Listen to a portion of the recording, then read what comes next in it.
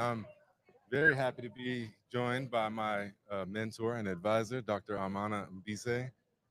How are you Good. this morning? Pretty good. Yeah. Yeah, it's good to Yeah. see you. Good to finally meet you in person. Yeah, yeah. Yeah. We've we've had a podcast before and we've had dissertation sessions, but this is the first time we've met in person. So, Yeah. yeah. And So, of course, we're here with Jerome MT as well, as always. What's up, everybody? A pleasure. Yeah, I can't see. It's too far away for me to tell if anybody's in the audience, but if you are, um, we're probably too far away for the chat. Let me check this real quick.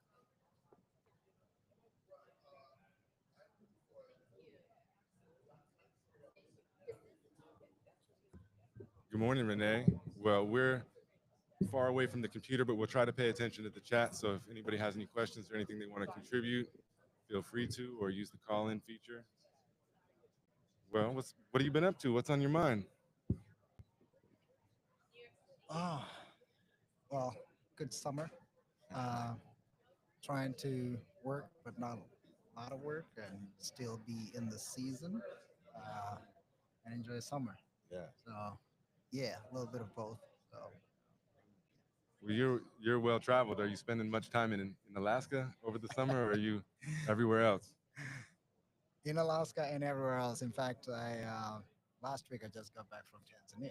Yeah. Yeah, so I've been around and still in a way recovering from the jet lag. Yeah.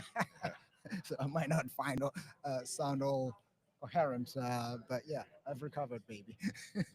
Yeah, I've been traveling all over too, and I'm on Hawaii time Yeah. right now, so Uh-huh. it's still the middle of the night for us, I believe. Yeah. Yeah. Oh, I'm in the same boat. I've been traveling the past like 2 months. I've been just going back and forth zipping. I'm trying to catch up with y'all too, man. it's good. You said you came back from Tanzania when?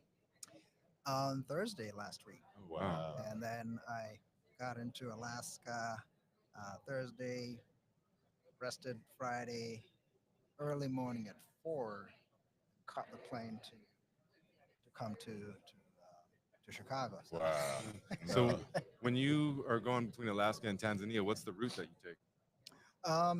you can take a few. One I took Seattle. Mm. Go from Anchorage, flying to Seattle. It's about 4 hours, and then you do. Um, this time I did all the way to Nairobi. Oh, wow. So Seattle, Amsterdam, Amsterdam, Nairobi. Yeah. So that's about 9 hours to Amsterdam, another 9 hours into Nairobi, and then I drove for about 4 hours to my hometown of Arusha. Oh, So, wow. Wow. Wow. other times I've gone from Alaska, Seattle, all the way to Doha in Qatar. Okay. That's about a good 12, 13 hours. Yeah. And then another 7 hours from Qatar to my hometown. So yeah, that's and actually over the last 3 years I've been doing those trips. Wow. You know, around this time of the year. So yeah, Yeah. grateful for all that. That's amazing. Yeah, well, the last time that we talked, we didn't plan on it, but we talked about language almost exclusively. You We remember that? did, Yeah. yeah. Indigenous languages, all of that. Um, your family's still over there in Tanzania? Your children? No, they're now in Alaska. Oh, that's great to Nice. hear. Yeah, Happy to yeah, hear yeah. that. So my wife and kids are with me in Alaska, and it was interesting for me to actually have them. They only came around 1st of April, Mm. and then I left a month later, Mhm. and it's like my wife was wondering, like, "What? You brought us here, and then you left?" Yeah. Yeah. So my wife would be happy for me to go back. Yeah. Yeah. Yeah, and I look forward to returning. In fact, I'm flying back tonight, so it's good. What does the family think about Alaska, about Anchorage? The kids love it. Yeah, Great answer.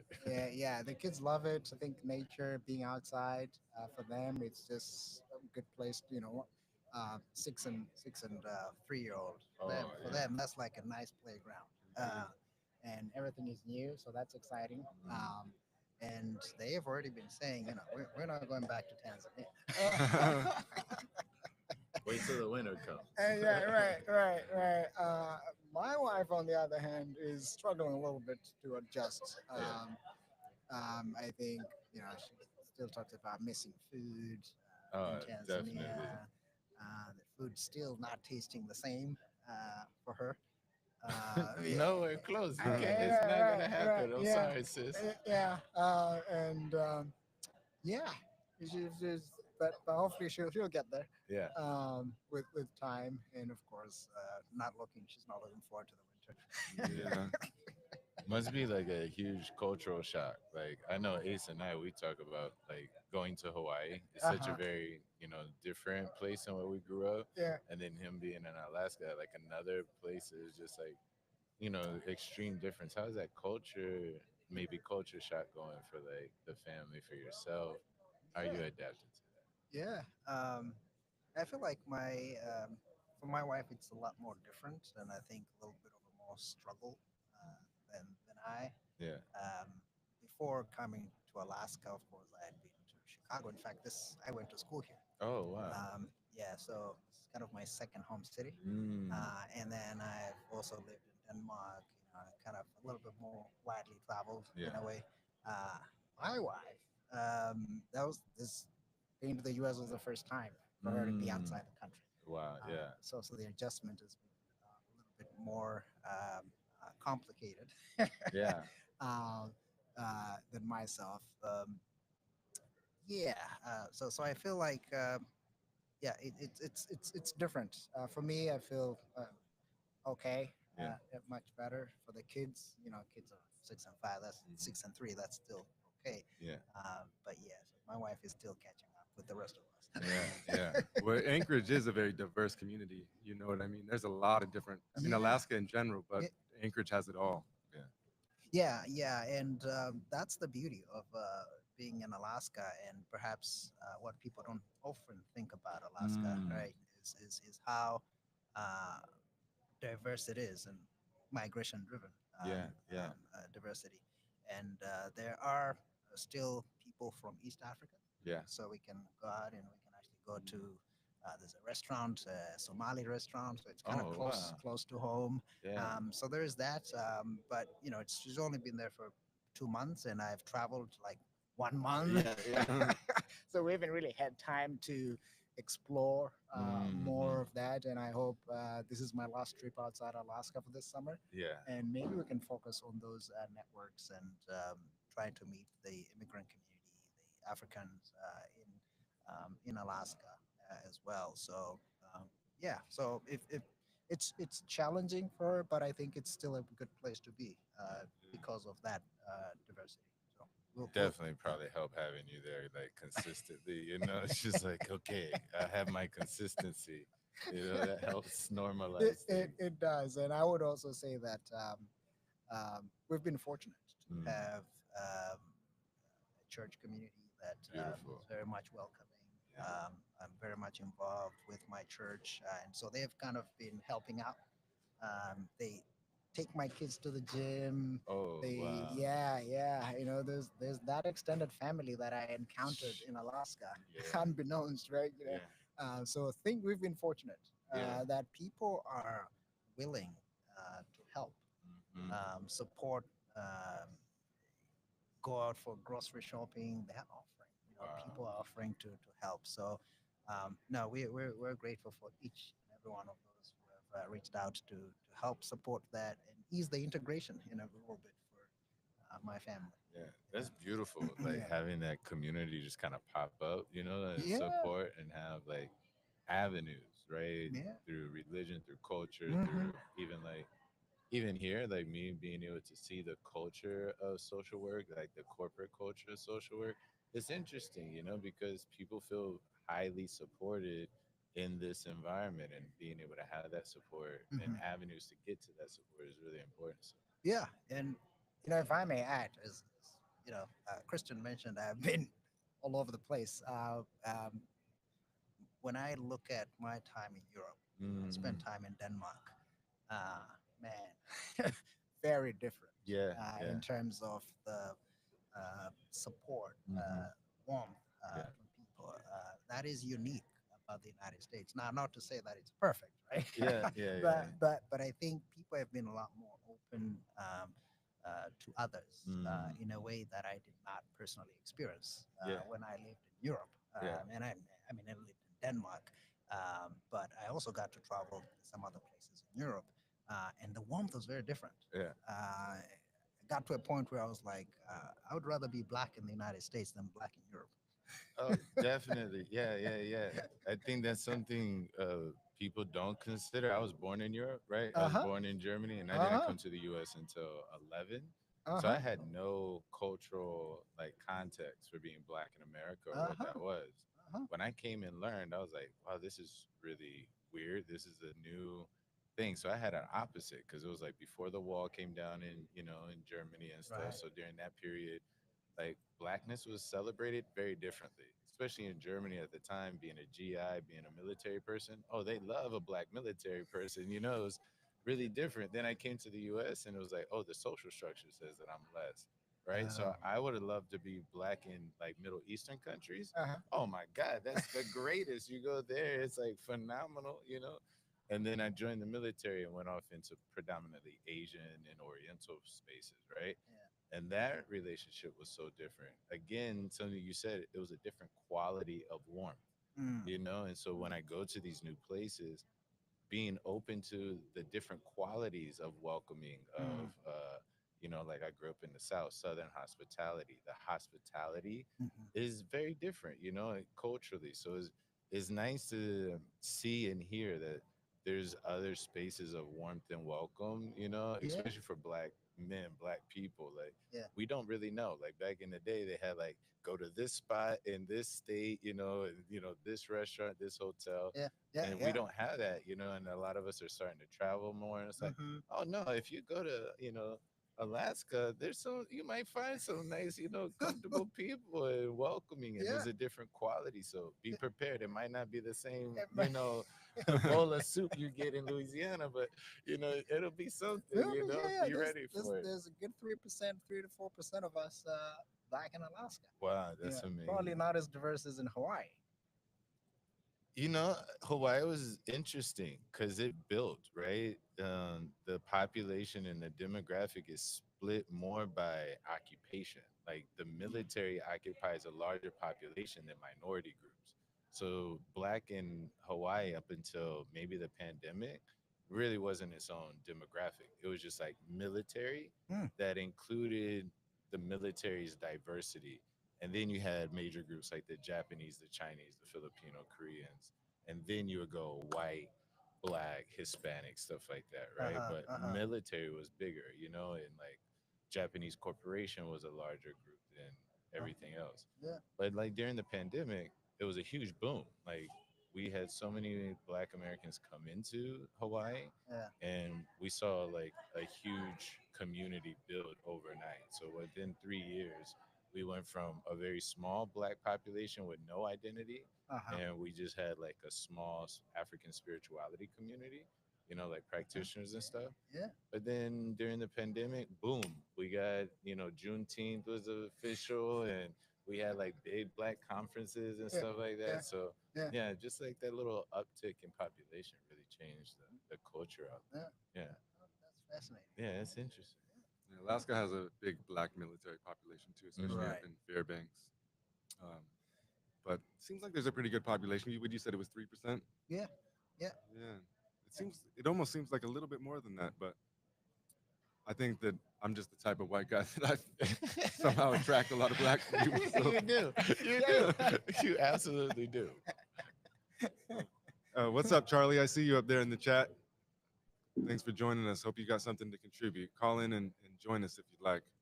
Um, one thing is that at UAF, University of Alaska Fairbanks, we only have the bachelor's program, the BSW. And so our field director quit halfway through the year, and I took over the seniors in the practicum. And so I've been pointing some of them. Some of them might have reached out to you already. I'm like, oh yeah, reach out to Dr. Mbise. Oh yeah. But so yeah, you should have inherited probably 10, 15 of my students Oh. this coming year. Oh. You teach in the MSW program Yes. too? Yes, Yeah. I am. Yeah. Yeah. Yeah. So look out for them. Okay. Some of them might need you. Nice. Welcome. They're absolutely welcome to your school of social work. Yeah. Well, let's talk about that. How you're liking teaching for the university? Great. It's now 7 years at UAA Social Work. Hmm. Great community again. Um, Felt very much well accepted. Um, I started off as a postdoc back in 2018, um, and COVID happened. Hmm. And I was still there, and I've continued to be there. Um, but yeah, overall, it's a good community. I like the students. Very diverse student body, Hmm. and with a lot of experience. I tend to frame my scholarship around community-based Hmm. scholarship, and that a lot of the students there are either full-time or part-time, but they have a lot of I don't know whether it's we would still call them non-traditional students. I don't know, Hmm.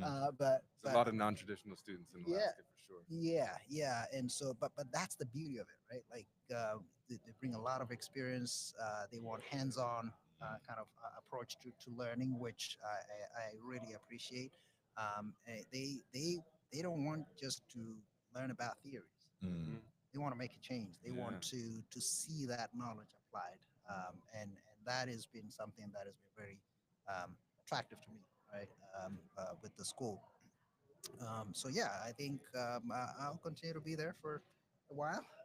Yeah, so it's working.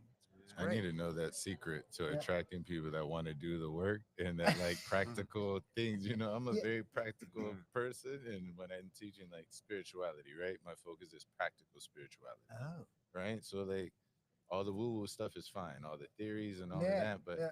how does it actually bring peace and balance and harmony, and how can I use it? So, university, can you share us all the secret? What's the algorithm to get people that are willing to do the work? Because I find that to be the most difficult thing. People enjoy Yeah, ideas, yeah. but the work, the inner work, especially like in order to serve people, you have to really give service to yourself and give attention to Right. yourself. Yeah, And people don't want to do that because it's hard. It's tedious. You have to have a lot of consistency. yeah. I tell people like things generally are simple. What makes it difficult is that you have to do it consistently over time, Right. and that's the only real difficulty with you attracting those type of students or having access to those students. What are some of the things that you have found help those type of students? Because if we Mhm. do come across them, what are some things that you've learned that really helps empower them? Because those are Mm. the type of people we need. Yeah. Well, I think as we're all educators, I Hmm. think we students look to what we do as role models in a way. They're learning from your actions, right? You're out in the community, right? Your teaching doesn't just end in the classroom, or in this case, it'll be a small Zoom uh, room. Yeah. But when students see that you're actually out in the community, you're living your spirituality Yeah. through action. Hmm. Um, that's how they get drawn to the work that you're doing. I think for me, as I said, my scholarship is very much community based. I like to go out in the community. I'm actively working with the Alaska Black Caucus. If you're Hmm. talking about Juneteenth, tomorrow, in fact, we're launching the Equity Center in downtown Yes. Anchorage. Shit. I'm out there. Yeah. So, that's me doing, Yeah. right? And being involved and engaged in what's happening in the community, Yeah. and that's where you meet those students, right? People see you through the work that you're doing. So I think above all else is the what models are we putting for students Mm. in the actions that we do. That's how they get to be drawn to the work that we're doing as individual faculty, but also as a school, Yeah. right? So they will recognize you through the work that you're doing. So Yeah.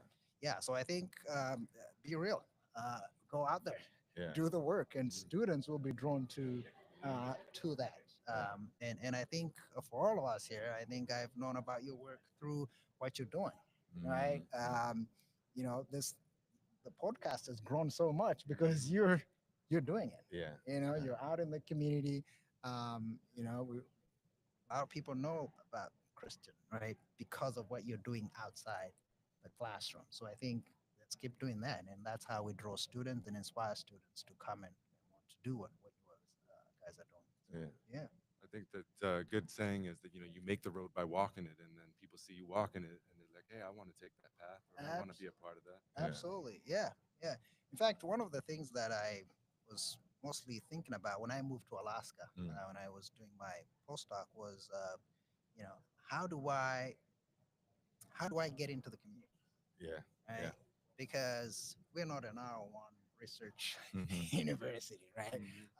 We Our work is mostly out in the community. And so the first thing that I did when I got there was I went to meet with the municipality folks, right? It was out in the community, focusing on relationships, Yeah. right? Meeting people that will be the basis for the work that you'll be doing. So investing in what's happening in the community, Yeah. learn what organizations exist, what are some of the issues, go to the municipality or attend some council meetings.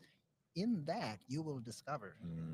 what issues are, of concern Mm. in the community. So, yeah. So I would just say, go out there and learn from what's happening in the community, and through that, um, that's for me, that is more impactful, relevant scholarship.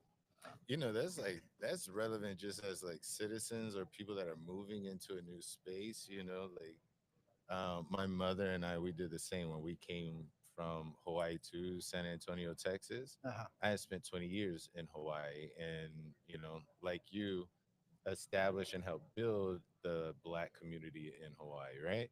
So when we came to San Antonio, I had no more connections. I didn't know any of my community. I didn't know anybody except for like, a business connection and a realtor.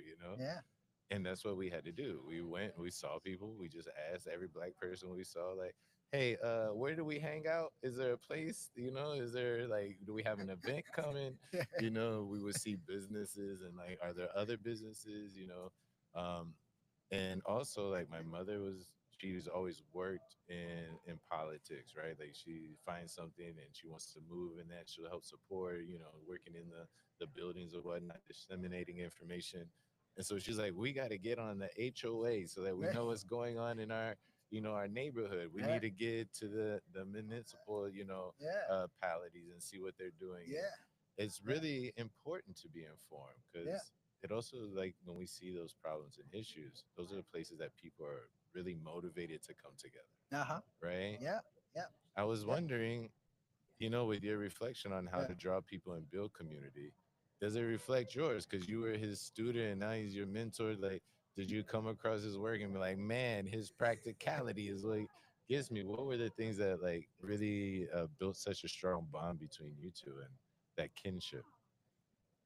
Honestly, as a PhD student, one of my non-strengths, I would say, is being willing to reach out and ask people for help. Mm. And I really struggled with that. And you're supposed to get in there, and at University of I started my PhD at UH Manoa, Hmm. and had a much different approach. They had a much different approach than University of Alaska Fairbanks. And so University of Alaska Fairbanks, they wanted me to get right on it and like find a dissertation team. But I'm like, whoa, I don't even have any classes yet. I don't know Yeah. who to reach out to. And so I was looking around the different social work programs, and obviously the closest place to us is University of Alaska Anchorage. And the one professor that stood out to me was Dr. Amana, Mm. and for a variety of reasons, the international perspective, the African perspective, but you just seem to hold a high level of like authenticity and integrity that Mm. sometimes you don't always see in social work professors. Not to dismiss anybody, but sometimes you don't see that. And so before he was on my dissertation committee, we did a podcast. And like I said, we just talked almost exclusively about language and indigeneity and culture and stuff like that. And then so once I started putting it together, I was like, oh, I have to have him on my team, Wow. for the African perspectives, but also joining me in Alaska, all of that. And so, yeah, I mean, I couldn't think of anybody better that would be a part of my team. So he's still on my. We're working on it right now. Yeah. Hopefully we're gonna get it done this. Not hopefully, I'm gonna say we are gonna get it done Gonna get it done. this year. Yeah. Yeah. This time next year, we'll be done. That's That's right. amazing. Yeah, Like you yeah. talking about like being in the community and doing the work, like Christian, like annotating this or highlighting the authenticity. Mm, Like it's hard to find people in their authenticity, especially in the work, if they're not doing the work, right? Like you see their real character and their real drive and motivations right. when they're like, I was in the military, so we used to say in the ish, like when you were out in the field, you were deployed, you were, in combat. That's where you see people's real character Mm, when stuff is hitting the fan, when they're yeah. doing the work and having to deal with that conflict. So it's really lovely, like, just from again, like the integrity of your character shining enough to where someone says, oh, let me go and investigate Yeah. his authenticity, and then does it and is like, oh yeah, this guy is great, he's right in there, it adds up. So that's really wonderful. That gives Yeah. us a lot of Yeah. tools on Yeah. how to get reach and make a difference. Yeah. Yeah. And I think, you know, as, as social workers, Mm, we bring all the science and the research to the profession, but most importantly, we bring ourselves, mm, right? Um, and I think that self, the authentic self, is important. Back to again, we are modeling, right? Whether it's with our clients, with our students, they're looking at you to, learn. So I think it's just the nature of the profession. yeah, yeah, Can't fake it. yeah. Yeah. you, Yeah. you cannot fake it. But the self is also important. I think that's celebrated, right? In Mm, social work, neutrality is yeah, not the thing. We don't talk about lack of bias. We want to be biased. We want to be yeah, real yeah, to yeah, the work that we're doing. yeah. So I think if you're not authentic in social work, I don't know how else you're going to actually succeed in the profession, right? Mm, Yeah, I mean, y'all are you're real, right? yeah, yeah, yeah.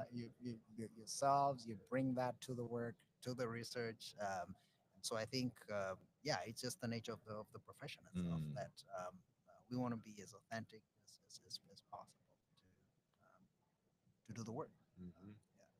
I enjoy that when you talk about that authenticity, that it's paired with responsibility. Mm, Like so many times people think authenticity just means blanket expression.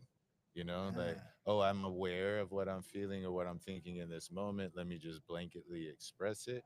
But when you have the responsibility that you're working with someone, Mm, that you're there to show up authentically for that purpose or cause, not just to be myself, but to be my best self within this environment for this cause and purpose.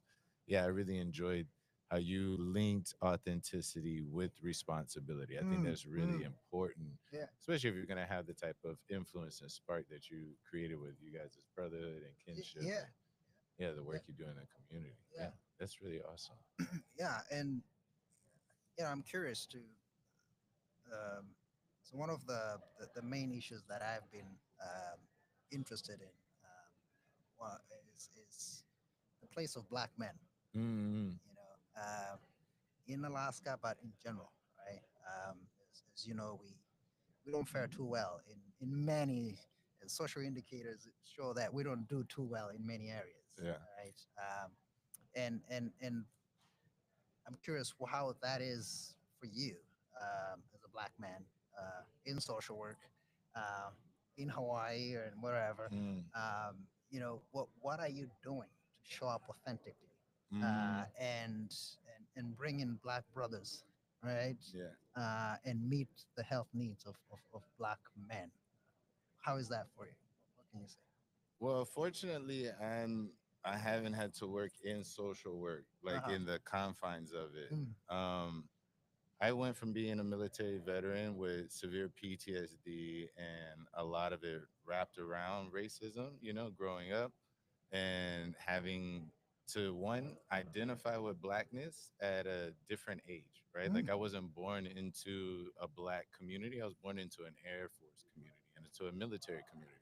So I represented the United States around the globe during the 80s and 90s, where everybody thought the US was just the bomb, right? Like we were just like, we were the star quarterback of the world at the time, right? So I had a very different experience. When I came to the US, I had to learn what blackness was. And Ooh, my father had this conversation with me. yeah. We moved to Sharpstown in Houston to Third Ward area. And my dad said, okay, son, we're now in America. You're going to have to learn what it means to be black. And, I'm like 8, 9 years old. I had no Right. idea what this was. By the time I left Houston to join the military, I didn't want you to call me black. I didn't want you to call me African American. In order for me to feel like I Yeah. was strong in my blackness, Yeah. you had to call me an N word. And Mm, I would tell you, nah, I ain't black, I ain't this, I'm a da da da da da, because that was the only personification of power and strength and sovereignty that this social space allowed, right? It was either that or you had to be a clown of some sort. Those are the mm, only two, right? You mm, had to play a sport for entertainment, you had to be entertainment, or you had to be a thug slave. Those were the only narratives available. mm, mm.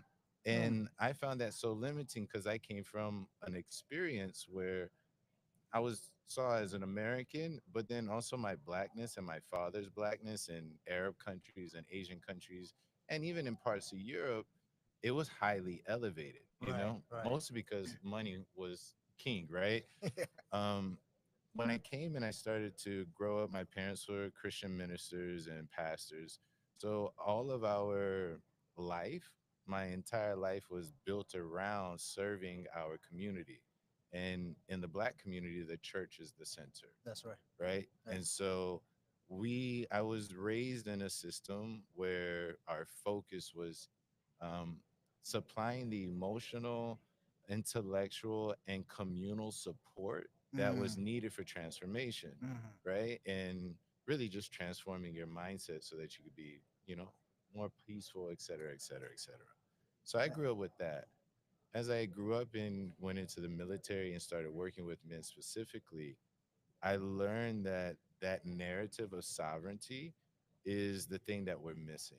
And Mm, we also no longer have the rites of passage that mark your sovereignty, yeah. right?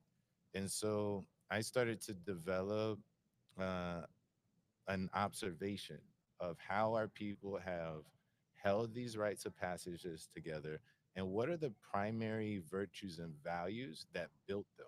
Mm, Because I wasn't concerned with rites and rituals, I was concerned about the mindset that created the technology, right? The technology of saying that this young man has now moved into the space of sovereignty and authority over his life, and he can provide for women and children around him.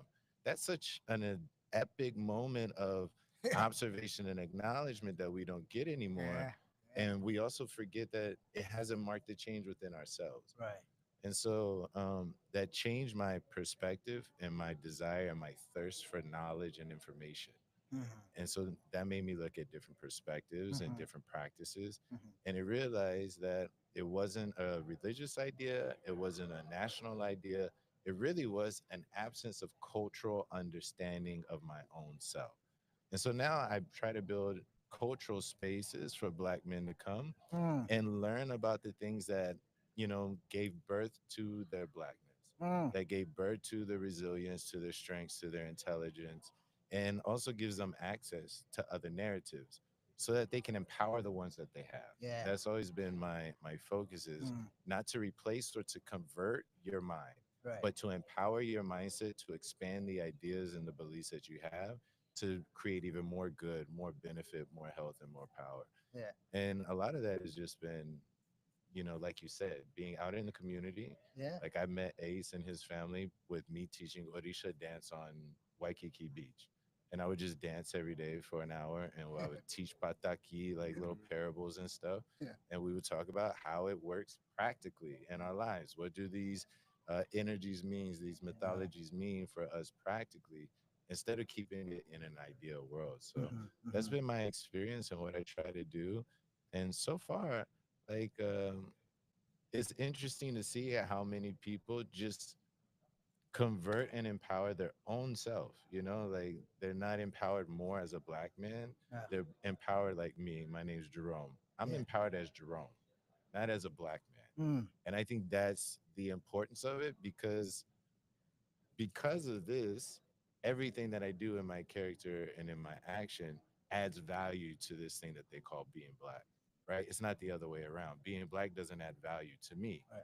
Me, I'm the one that adds being to being black, right? Right. We had someone say cachet yesterday in our interview. Cachet said, I'm looking at what type of ancestor I'm going to be. Mm. I'm looking at the legacy of human that I'm leaving, right? The Right. story of humanity that I'm leaving behind.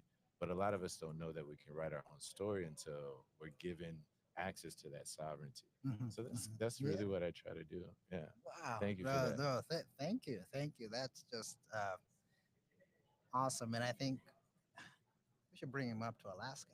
Yeah, we should. Yeah, please. Because, currently I'm kind of working around the areas of, how can we support Black men? Yeah. And what you say is just so powerful. And I've been questioning, what are those spaces Yeah. where we can support Black men, reach Black men?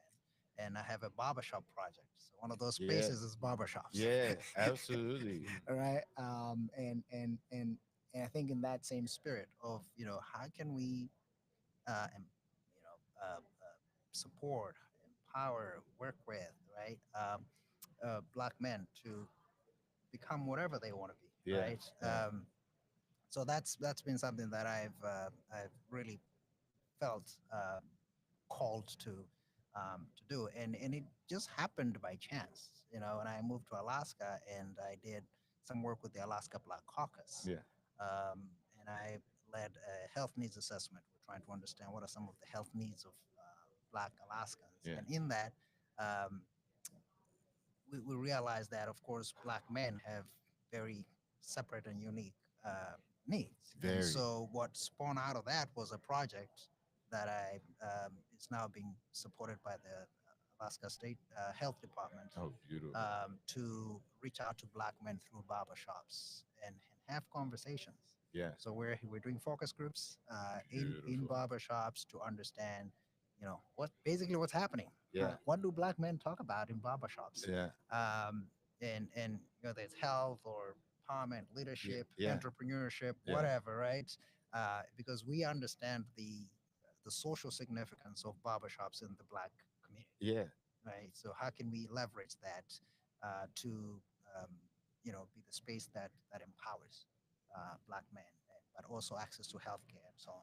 It's lovely Yeah. that it's happening in Alaska, right? Because one of the first conversations we had were about talking circles, right? Yeah. And I was Yeah. trying to facilitate pretty much African-based talking circle for Black Uh-huh. men in Hawaii at the time. Oh, But that's what the barbershop was, Yeah, right? It was yeah. a structure where literally you sat in a circle because all the shops, the barbers are set like Yeah, that, yeah, right? yeah, And yeah. you got the little couch over here that everybody's on, right? It has that space, and there's an order to it, right? And there's ways, rights of engagement. yeah.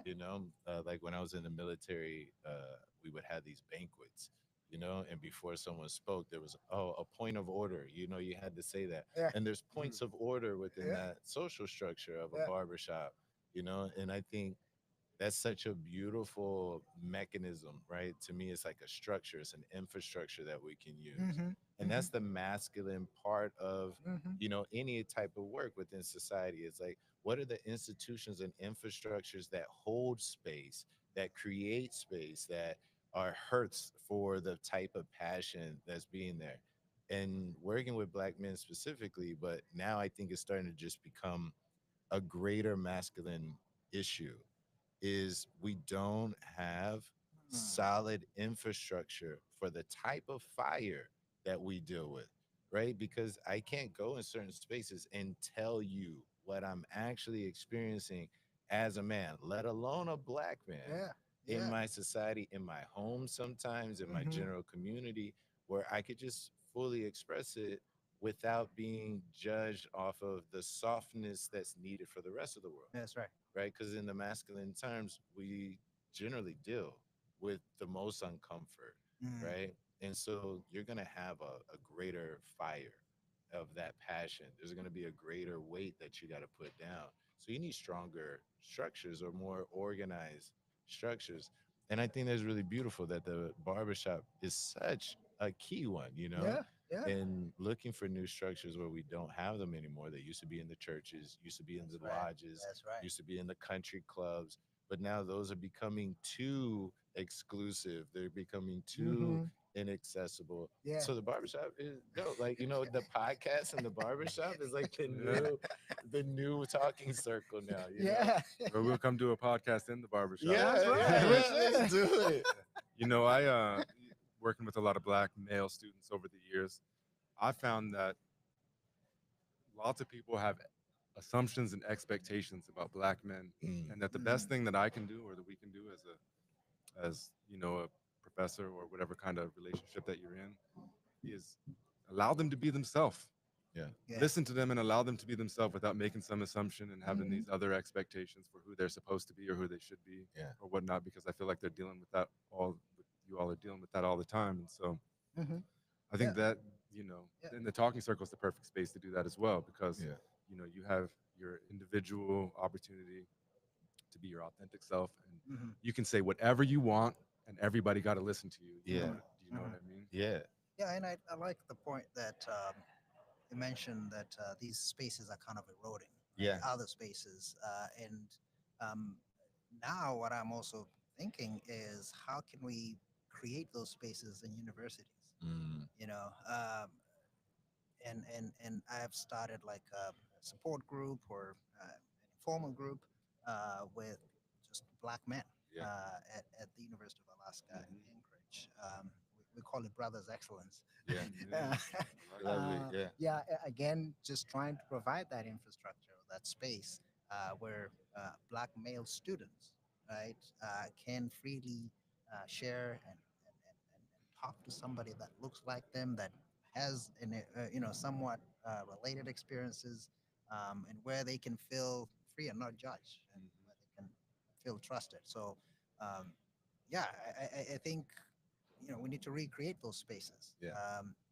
It is true. The What I'm also learning is the barbershop as a space in Anchorage, in Alaska, is different from the barbershop in Chicago. Yeah. Yeah. Yeah. Yeah. It's going to be different. So I would think it's about imagining or envisioning what would a barbershop space look like Yeah. in Anchorage, in Fairbanks, right? Mhm. For black men or and A so on. barbershop in Chicago is different from a barbershop in Houston. Let me tell you. Okay. Y'all different up here in the north. It's different. You know, I wanted to ask both of you because I have you here. And one of the reasons why I want to ask is uh, my brother, right? His son's godfather, right? And I think all the time in the back of my head, I'm like, my brother's raising a young black man too, Mm, right? And I love Ace because one of the things is I never have to differentiate between my black mind and the mm, mind I use to speak to him, right? Because he's definitely been one of those people that have maintained or rejuvenated or like renewed his natural mind, the way his mm, principles are, his character. You know, I never think that I'm having to look at my brother on the other side of my race issue, right? mm. Because that's the issue somebody gave it to me, right? It's like getting issued clothes in the military. Blackness is something that was issued to me. It wasn't something I was born with. Because if I'm in Africa, I'm Igbo. I'm Yeah, yeah, not yeah, black. You yeah, know, yeah, we are there. So I love that, like, I have that. yeah. But a lot of the things that we're talking about, I don't have children. These spaces for men in our social structures, you guys also being social workers, Yeah.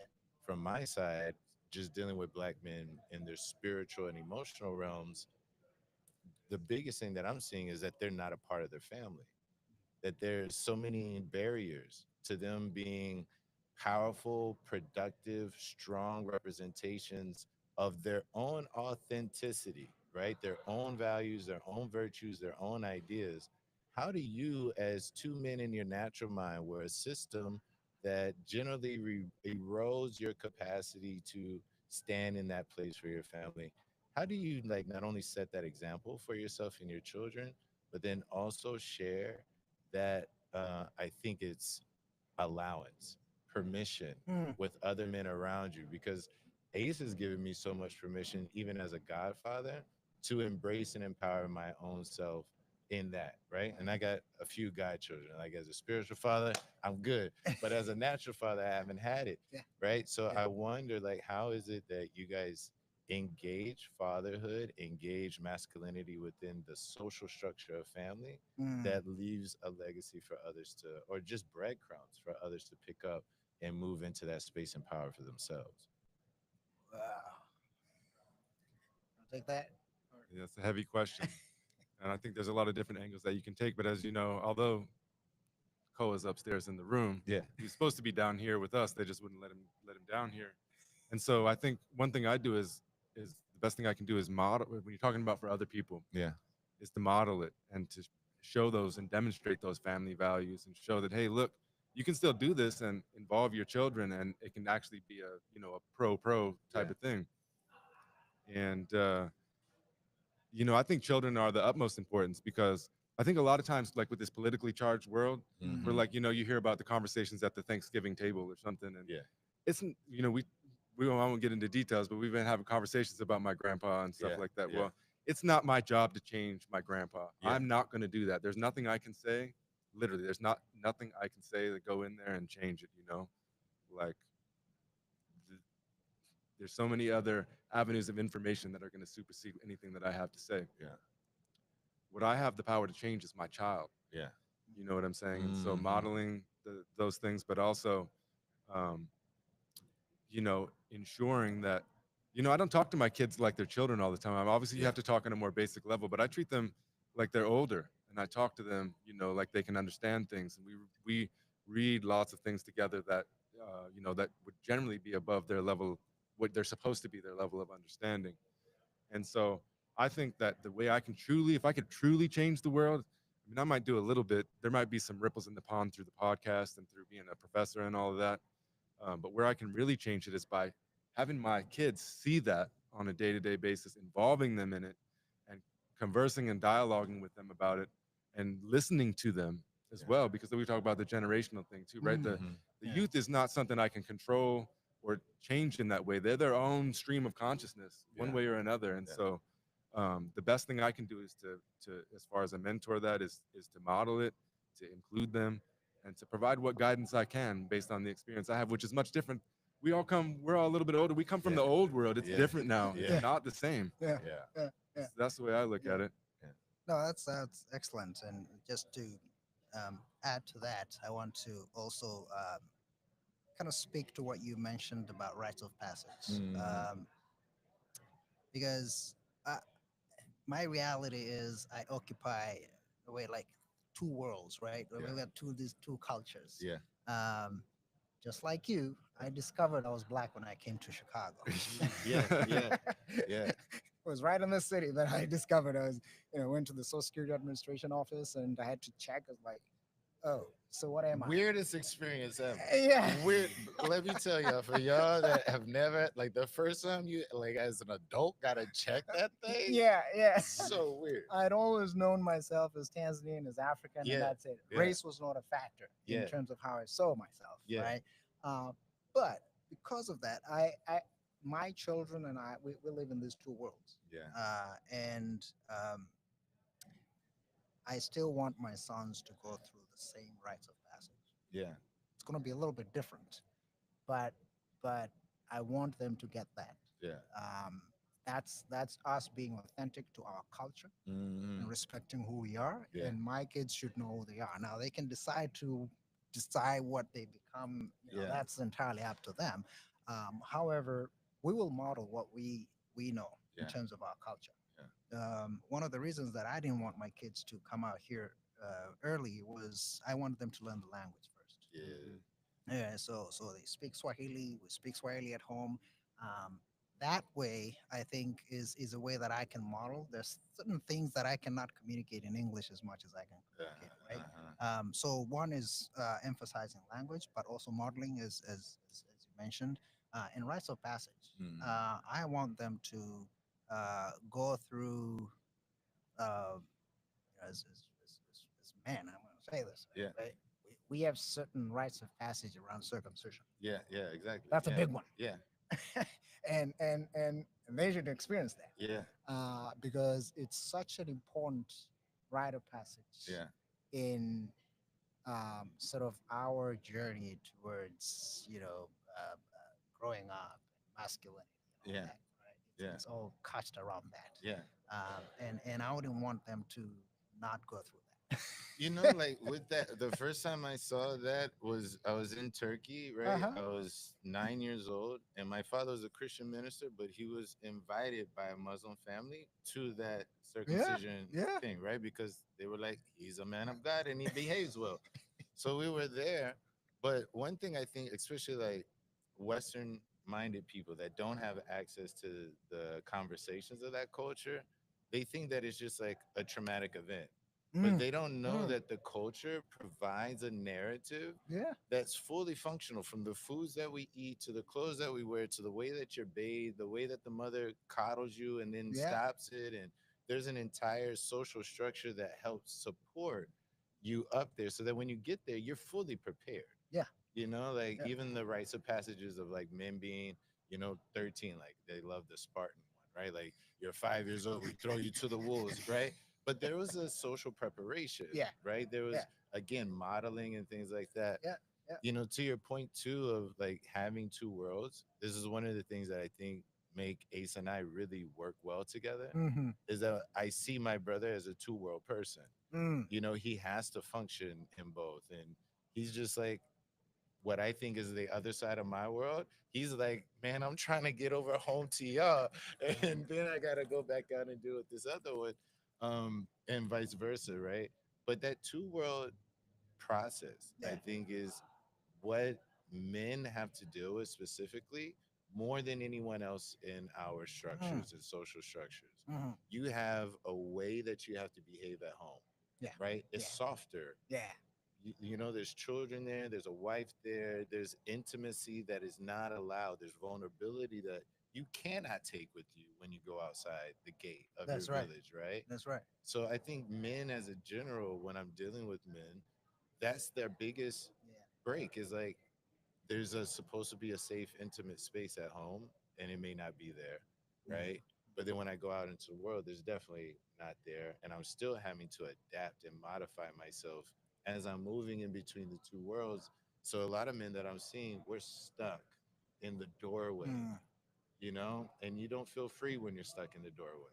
You're not supported with the roof to cover you when the rain storms when you're inside, but you're also limited to where you can go because you haven't stepped fully outside in your mm-hmm, presence, right? mm-hmm, mm-hmm. And I see that, like, that's a lot. How do you guys deal with that?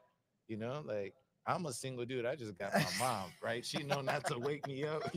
I got a big house. She got the whole bottom half. I got the top half. I don't even have to see her till she get off work. Y'all got to deal with all of this stuff. For me, it's a little bit different. Like, I stay pretty much in the spiritual realm all day. I'm in meditations and prayer, and then Right. I come out to deal with people, and that's like my second world is society, and then in the world is just like a temple, right? But you guys are dealing with social issues on both sides all the time. I'm very lucky in the fact that I just get to sit in my temple and meditate like a monk, and then I come out and I'm like, y'all are dealing with all of this. Let's meditate. But you guys are dealing with it in our social systems, but also at home, and then dealing with your own masculinity and maleness and fatherhood and setting those examples. Mm, There's so much responsibility and awareness that you guys are showing us that you have to be attentive to at all times. That's exhausting when I mm, have to do it every once in a while. mhm, So, like, mm. how do you Yeah. guys navigate that? Well, I actually don't. I don't think about it. I love that. Yeah. I don't. Yeah. And I think what I'm mostly concerned about is whether my kids will be able to freely occupy these spaces and sometimes competing social spaces, Yeah. right? Yeah. Yeah, but I think for me, I don't separate those two Mm, worlds. yeah. Um, my except of course my professional space, right? That's that's a different, right? Yeah, My yeah, my yeah. workplace is different from Yeah, my home space, right? yeah, yeah. So I separate those two. But when I'm out, am I thinking about my own masculinity, or Mhm. I don't? Yeah, Oftentimes I'm not. yeah. I'm really unconscious to Yeah, that. yeah.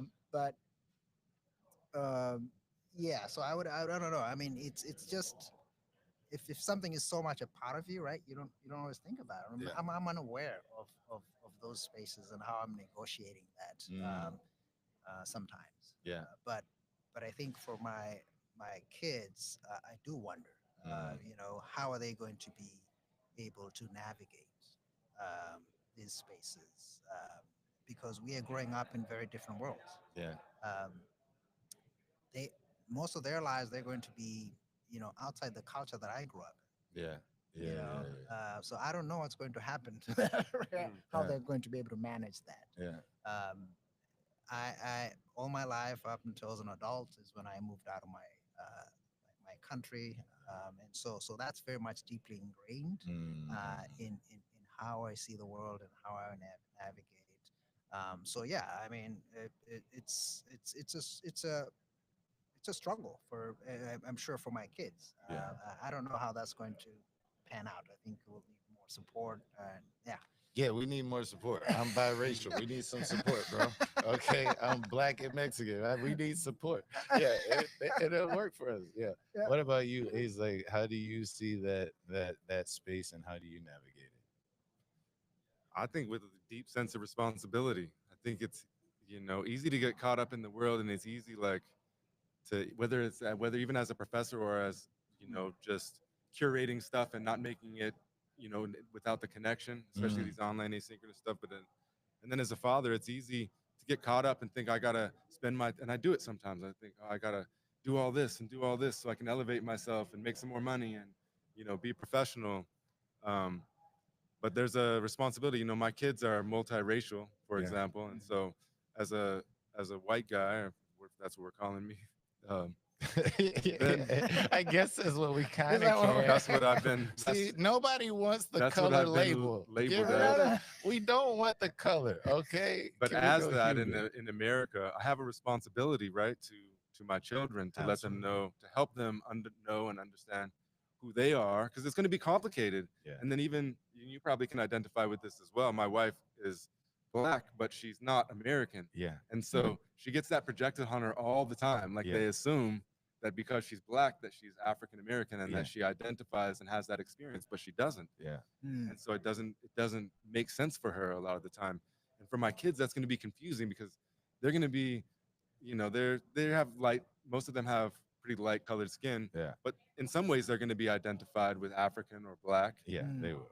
They're going to see that, but then their experience based, through their mother and their grandfather and everything like that is not going to align with everybody else's. And so the best thing that I can do as I feel like my responsibility is to just help them, unfold as themselves, whatever that is, and Yeah. however whatever becomes of that, Mhm. and help them with the background knowledge, because like I said, if you look at them, their grandparents and their mothers raised in England, but by way of Jamaica and slavery from Nigeria. So there's a Yeah. lot there, Wow. and I Huh. can't, just even knowing that is a big deal. I think a lot of people wouldn't even know that Yeah, yeah, yeah. about them and about their children and about themselves, and so, and not to mention my side of things, which is all over the freaking place. Yeah. Yeah. And so I think just taking the responsibility to do the best I can to, talk to them and let those things unfold. And they're interested in it. Co upstairs, he wants to know about these things. Yeah. Mm. He's over there Mm. picking up the journal of my ancestor already and reading it. And he's,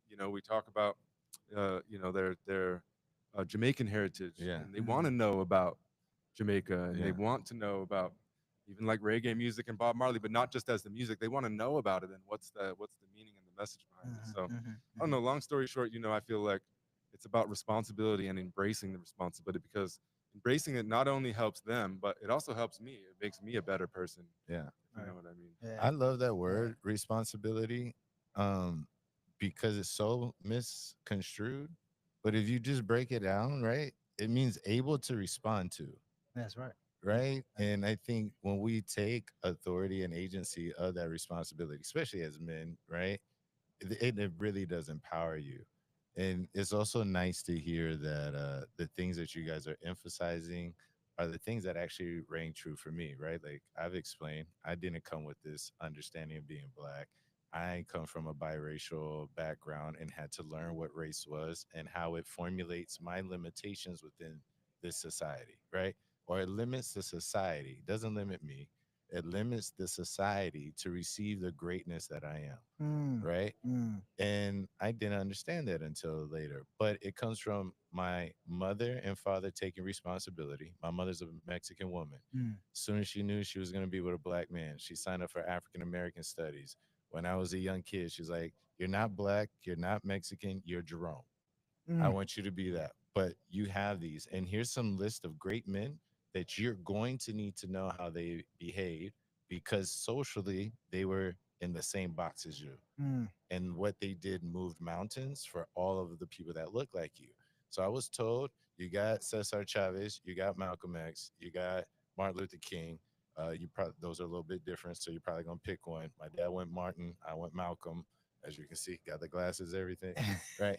And it gave me that type Good. of Yeah. blueprint. But it was the responsibility of my parents, the modeling of my father, specifically Mhm, mhm. dealing with those different worlds, Yeah. right? Like Yeah. being in a circle full of black men that needed empowerment as a pastor and a bishop and Yeah. in the barbershops too.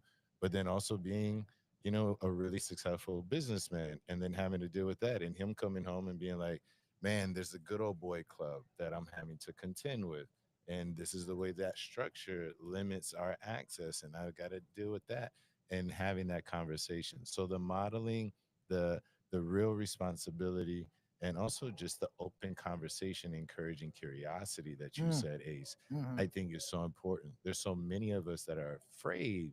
Like even you said it in one of our podcasts. Ace was like, it's kind of daunting to go back as a white man and check my DNA because you don't want to know the history. It takes so much courage to have curiosity, Yeah. Yeah. about the things that happened in the past and about what connections that we have and that we can stand on. Mhm. But it's really, really enriching. So Yeah. thank you both, Yeah. like from one Yeah. man to another. Thank This y'all is. and give y'all flowers. Thank y'all for being great fathers, and leading men in social work. I Yeah. think being at this conference and seeing so many men here Yeah. has been Yeah. really enriching because Yeah. I'm like, those are men that have the tools That's right. or that are learning the tools that can give them to other men that implement them into the family, right? Mhm. Because Mhm. that's what the masculine does the Mhm. best Mhm. is implementing systems, infrastructures that help facilitate the nurture and the love and the compassion that Right. brings the warmth into the family. Mhm. So thank y'all Yeah. both for just like articulating that for all of us, but also being great examples of Yeah. it. Yeah. To Yeah. build on that also here at the conference, you said, like I said, there's a lot of men in social work. It's not always like in leadership, but definitely by like the like the people out there in the trenches. It's mostly women. Yeah. Huh. Mhm. Like even most of my students are female, Yeah. Right. Yeah. but the men that come through seem to be, and you can notice that here, Yeah. highly ambitious. Not I mean like to make a bunch of money or power. Not saying it doesn't exist, but I mean they are very ambitious, meaning that like many of the men in social work have had their own issues and Hmm. they totally want to be here Right. because they want to make a difference. Yeah. And I really appreciate that. And you can see that when Mhm. the men come and talk Mhm. to me and Mhm. even the students Yeah. Mhm. Mhm. that come through. Mhm. Even after your panel, we were trying to go get some Yeah. coffee right before we came, and this Yeah. brother came up to us and just started like a nice conversation. And his intentionality was so strong, Yeah. like his desire and motivation to get Yeah. into these spaces and Yeah. to give tools. It was really, really empowering. That's Yeah. one thing about the conference that I'm like Yeah. taking away. It was Yeah. just like, man, it's so great Yeah. to see men hungry. In social work. Yeah. Yeah, Mhm. Mhm. It's like needed so Yeah. much. Yeah. how Yeah. can you have society Yeah. without men, without women, without people working Yeah. together and having the tools to do so? I Right. think that's maybe the one thing that I've enjoyed about the mixed conversations Yeah. is people are talking about tools, mechanisms, and resources to make, to me, the family of humanity operate better, Right. smoother, Right. and more succinct with one another, and it starts in a nuclear family, Right. and then it builds into social systems, countries, government, Mhm, all that other stuff. mhm. But Yeah. it's really seeing like, you know, Yeah. there's no better working with networking than at Yeah. a one of these conferences. Y'all Yeah. got all the tools. And in fact, this is my first time attending the NSW conference, Wow. and it's been really important to kind of see the male presence, Mm, black males presence too. Yeah. Is great because I think it's high time we recognize the role of men in social work Yeah. and the significant contributions that we're making. Yeah. Right. Yeah. So yeah, this has been a great space to witness that. In fact, hopefully it's just the start Mhm. of future conversations for Yeah. how in recognizing Yeah. black men in social work and men in general Yeah. in social work. And we have 3 black men coming on tomorrow, so we need to continue this Yeah. Uh-huh. conversation. And I think one of the myths that people truly believe is that to be a man in social work, you have to be emasculated or something. But Yeah. it's truly the opposite, Mhm. you know. And so we Mhm. have to shift that narrative. Mhm. Yeah. But we are running out of time, Oh Lord. so we've got another guest coming up, and we got to go upstairs and check on my son. But I do Okay. want to honor the folks in the chat. Renee said, it's going way back to when we were talking about teaching social work in Alaska. And she Uh-huh. says, I've only been to Alaska University, so I don't know what the rest are like. But the two things I really love are our social work professors are working in the field, and the content is a lot of inner work as Mm. well as learning social work. And I am on that mission. And I've heard that, like, the most appreciative I've heard about from my students especially when I bring up revolutionary social work and stuff, is that they want to do that inner work, and they're glad that people are talking about that and helping them.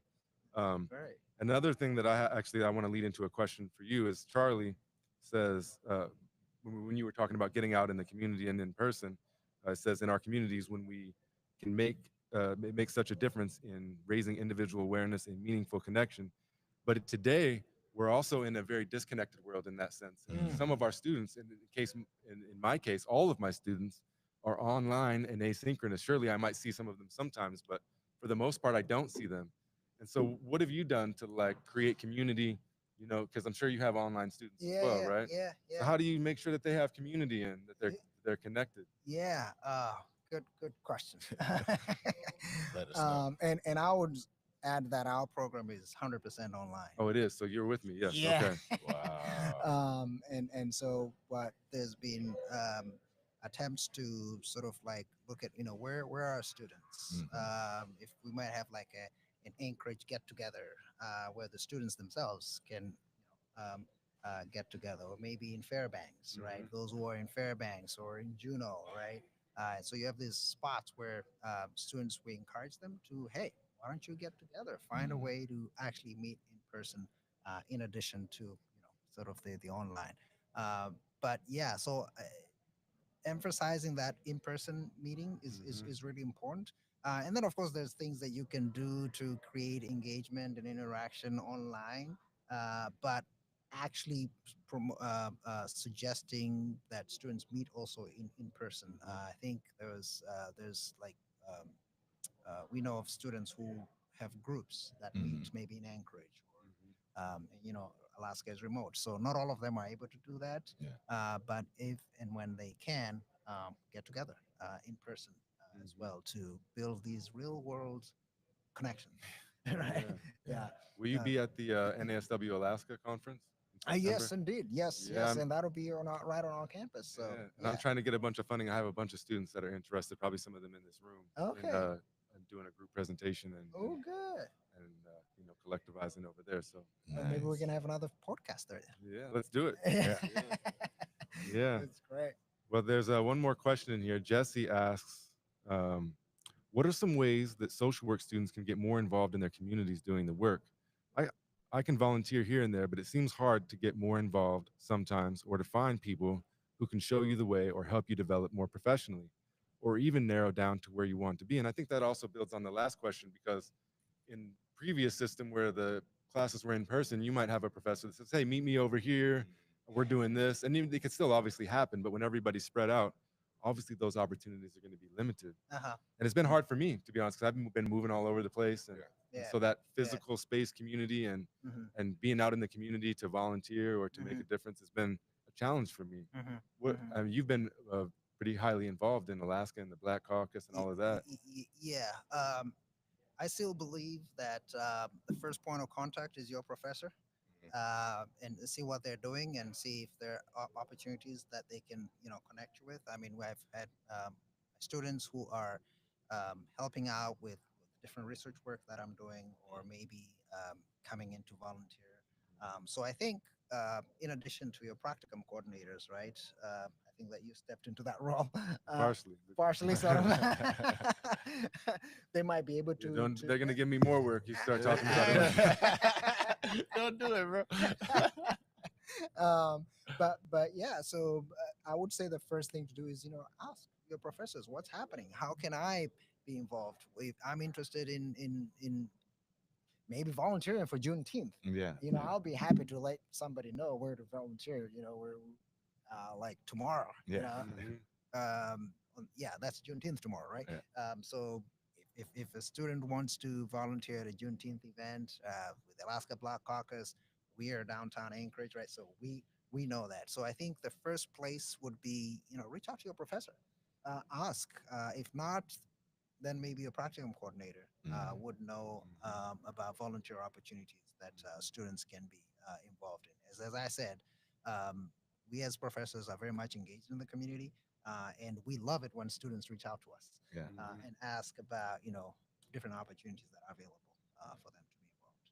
Yeah. You also said that going into your municipal government Yeah. spaces Yeah. and finding the needs of society, Yeah. that might also help align you with resources that are already looking at those issues. Yeah. And then maybe your skill set and your education can lend to that. Mm-hmm. And then Mhm. maybe you'll find other connecting things Yeah. for you. Yeah. So don't be afraid of asking. Just reach out and ask. You'll be surprised at how many opportunities there are for students to be engaged Mm. Yeah. Good answers. This isn't on here, but one of my former students, Nico, he just graduated. He's your student now, and so he's one of the people I told to reach out to. Oh, So okay. he's just texting me, was saying that he wishes that he was able to make it out here, but maybe we can meet up in Well, Anchorage. And he's yeah. actually been a co-host on a few of my All right. podcasts. Yeah, I look forward to meeting you, Nico. Yeah, Yeah. yeah. Cool. Well, we got to wrap it up. I feel like we could have talked forever, and I always say that you can tell it was a really good episode when the time flies, and you could have talked about everything, and we didn't know what we were going to talk about, but I always say we talked about exactly what we needed to talk about. Yeah. Yeah. I love it. Yeah. Yeah. So we'll continue the conversation tomorrow with our today and tomorrow, but especially the Black men conversation tomorrow, and hopefully at the NASW conference. And Yeah. you and I have some work to do anyways, and I promise I'm getting on my end. I got it's up there somewhere. The IRB application is in the One of the tabs. Yeah, one of the tabs up there. So it's on my radar. As soon as I get back, I'm working on that, and I look forward to again, continuing with your guidance and wisdom and getting that thing done. So we're colleagues now, but we'll be super colleagues then. Yeah. I love that. I super appreciate the colleagues. work that you're doing. This has been great, and your podcast just keeps growing. And Jerome, this has been a pleasure. Likewise, brother. Yeah, It's yeah, been it's- absolute pleasure. yeah, Thank you for yeah, everything this is you do. great, And yeah. also thank you for adding to this man's life. He's Yeah. a great brother of Oh, mine. he's awesome. Yeah. Yeah. He was getting some flowers today as he was on the panel, Wow. but he's one of the few men I've met in this world that I am proud to call my brother. His character, his integrity, the way that he stands 10 toes down on his values. I will go to war with him and for him any day. And I appreciate you being a teacher and a mentor because you only help fuel the greatness that's already in him and is spreading to so many people. So thank you. You're like not just our brother, but one of our elders and teachers. So Thank thank you. you. Yeah, appreciate you. Thank you, Kirsten. Exactly. Yeah. All right. Thanks again. Yeah. And we got one more comment. Let's see what Charlie says. Can't read it that far, so I had to pull it up on my phone. Charlie said, one way I found to get involved locally while I was a student was going to expos and other tabling events. I took business cards from anyone who offered one, and if their organization or agency was related to my interests and passions, I contacted them and offered to buy them a coffee. Some took me up, others didn't, but it's easy and free, and that's excellent advice, Charlie. Wow. Yeah. And you know, Charlie, I always appreciate. That's another um, black man, you know, that Mm. was one of my students, and so All right. I always appreciate you, Charlie. You always add perspective, and you've contributed. You know, it's amazing as a professor too how much students contribute to our lives. That's right. And Yeah. I guess he's not my student anymore, so he's more of a colleague. Yeah. But just want you to know I appreciate you, Charlie, and thanks for sharing your perspective. That's all we got for now. We got to go. It's bam, bam, bam for us. So Yeah. All right. we got more people coming soon. Peace, everybody. All right.